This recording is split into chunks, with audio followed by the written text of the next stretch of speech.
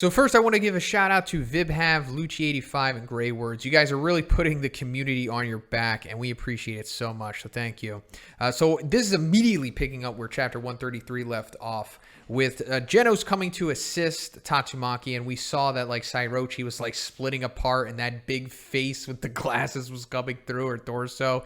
That's what is shooting out this beam here, in case you can make it out in like the first panel. It's a little difficult to make out. But the whole plan here was for Genos to just hold off Psyrochi so that Tatsumaki could pull the strike team and the other bystanders from the rubble, so that, you know, they're okay and that she can let go. You know, just let full-blown, full-strength power, as we're going to see in the chapter.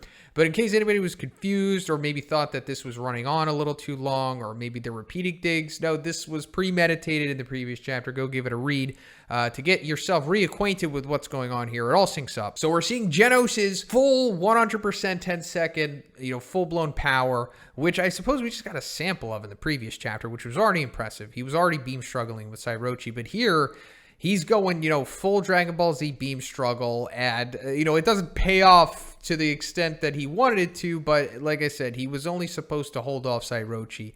He didn't really expect to be able to defeat her, so he served his purpose, but still ultra impressive from Genos here to be able to do this to Psyrochi, who, in my opinion, certified above Dragon. I mean, if Orochi is by himself above Dragon, adding Psychos in there, it's a no-brainer. So is Genos above Dragon? Of course not. But his 10-second mode, like I said in previous videos, I think it's fair to say that, he's high Dragon, because only somebody at the minimum of that type of power would be able to hold off some kind of crazy, feat like this, at least, by my metrics. But first, this video is sponsored by Extra Wallet. This is like one of the most litest sponsorships I've ever had, guys. This thing is so awesome. It's like a slim, sleek, it's self-proclaimed the smartest wallet out there, and it even has like this little button on there that shoots the cards up like it's something out of a futuristic movie. This is what my wallet looked like before, guys. I'm a freaking idiot having this thing. I'm like George Costanza. And a wallet for your money. But they sent me the Senate version. I am the Senate. And also it has like this GPS tracker in there, which is solar powered. And yeah, if you lose your wallet, you can just hook up the app to it and you can find wherever it is on the globe. Pretty lit, guys. Please check out the links in the description for Extra Wallet. Thank you so much. And she successfully pulls everyone out of the rubble, so we don't really have to worry about her worrying about them, at least for now, I suppose, because if you'll go back to my retcons for Chapter 130 that I made last week, things changed up a little in the previous sequence to these Tatsumaki bubbles, saving them.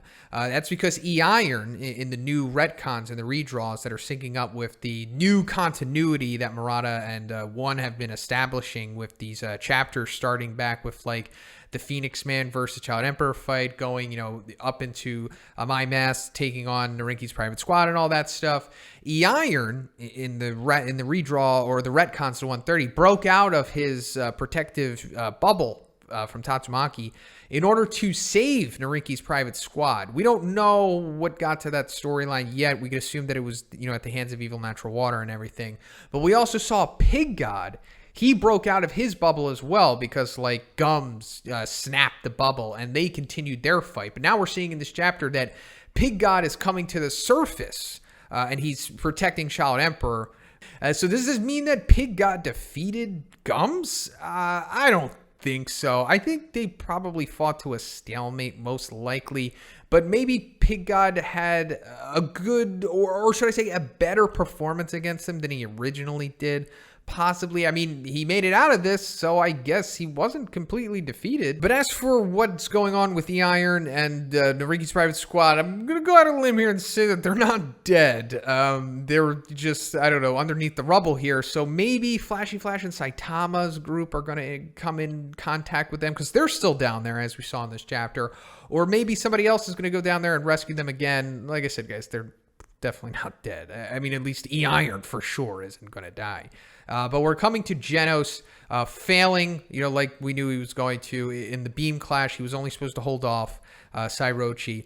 And yeah, he's fully used up his power. So Genos is more or less done. And as I said, he wasn't going to die from this. I mean, even though they tried to raise the stakes, as they should, back in chapter 93, 94 territory, when Kuseno, we even get a flashback to that in the previous chapter when he's like, Genos, remember, full power will only last 10 seconds, or you'll die if you do it. And yeah, he's clearly not dead because he's talking to Tatsumaki after he's completely spent.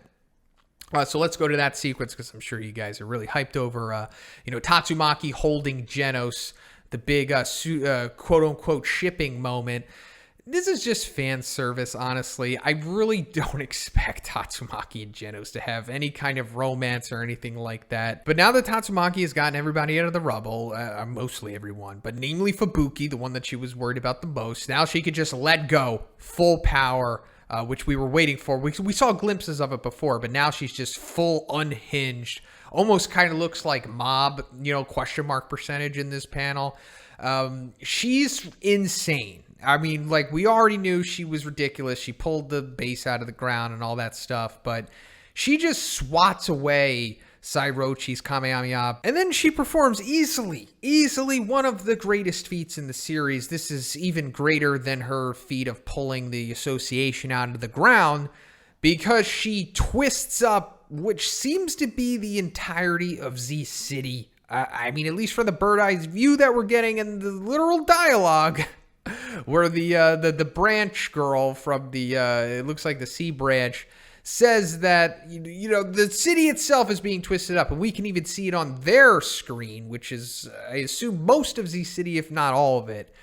So this is incredible by any battle manga standards, or most of them. You know what I'm talking about. But like I've been saying, guys, especially going back to the whole Psyrochi continent thing.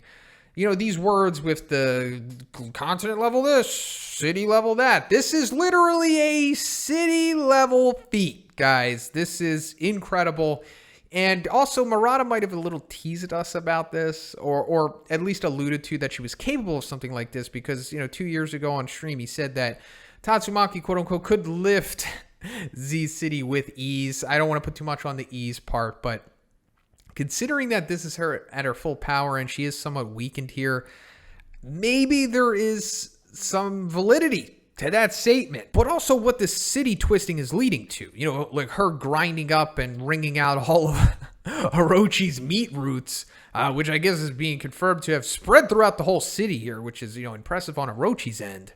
But, I mean, this also begs the question. It's like, have we been downplaying Tatsumaki this whole time, or have I? I mean, we already, know that she's one of the strongest characters in the series quite easily, but she might even be, like, stronger than what I've been giving her credit for, than what we've been. Like, above Dragon through and through. But, man, the type of power that she's showing here, and what her, theorized full potential could be, it seems like she's pushing what God level could be right now. Okay, before everybody starts getting real upset, not saying that she is confirmed God level, but like the way she easily swatted away that huge beam from above Dragon level Psyrochi, the ease that she's dealing with an above Dragon here, the ease that she's twisting up a literal city.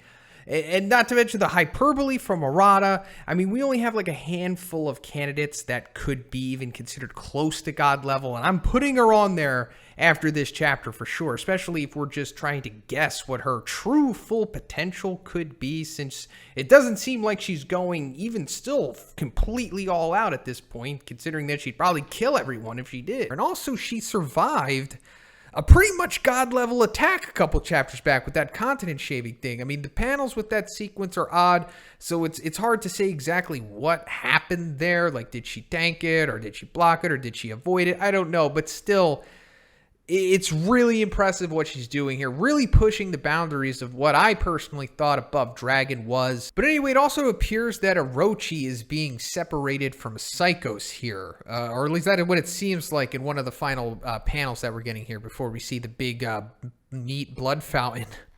So this is probably going to line up with what I've been talking about for a couple months now. Please check out my previous videos on the whole, future timeline of how this fight's going to be going. I'm going to be talking about it in tomorrow's video as well. But let me know what you thought about this in the comments, guys.